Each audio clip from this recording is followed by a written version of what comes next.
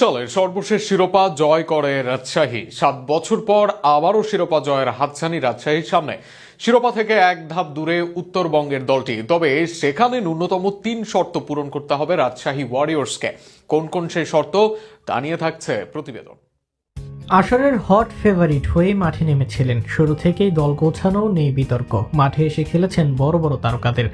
দেশিদের নিয়েও দলের সমন্বয় ছিল দারুণ। এবারের বিপিএল এ রাজশাহী শুরু থেকেই প্রমিজিং ছিল, সেই প্রমিস ধরে রেখেছে এখনো, যে কারণে আসরের ফাইনালে এসেছে তারা।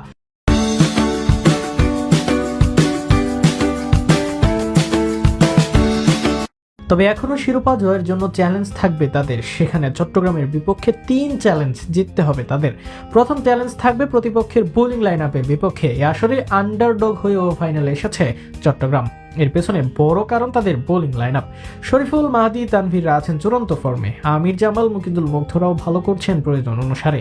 আছে পার্ট টাইমার স্পিনাররাও, যেই কারণে অনেক ম্যাচে প্রতিপক্ষকে কম রানে বেঁধে রাখতে পেরেছে তারা। ফাইনালে এই বোলিং চ্যালেঞ্জ হবে রাজশাহীর জন্য। উত্তরবঙ্গের দলটির চ্যালেঞ্জ হবে নিজেদের মিডল অর্ডার ব্যাটিং। গত 2 ম্যাচে জ্বলে উঠতে পারেননি মুশফিকুর রহিম। অপরদিকে এস এ মেহরবের ব্যাট ভালো করেনি, আকবরও বেশ অধারাবাহিক। নিশাম উইলিয়ামসনের গত ম্যাচে কল্যাণে রক্ষা হলেও প্রতিদিন এরকম সার্ভিস নাও পাওয়া যেতে পারে, আর সেখানেই ধারালো হতে হবে রাজশাহী দলকে। স্পিন আক্রমণ নিয়েও চিন্তা থাকবে রাজশাহীর। পেস আক্রমণে বিনোরা, সাকলাইন, জিশাম, সাকিবরা আছেন। অনভিজ্ঞতা ও তারুণ্যের মিশ্রণ আছে। এর বাইরে আছে ফর্মু। তবে স্পিন আক্রমণে থাকা মেহরাবুর, রুবেল দুজনেই তরুণ। ফাইনালে লামিচানের খেলার সম্ভাবনা নেই, তাই অনভিজ্ঞ স্পিন আক্রমণ নিয়ে মাঠে নামবে রাজশাহী।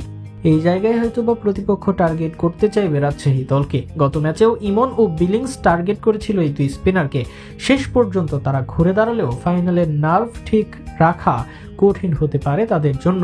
সেখান থেকে দেশের মাঠে কিভাবে তারা সামলায় স্পিন অ্যাটাক, এটাই বড় প্রশ্ন।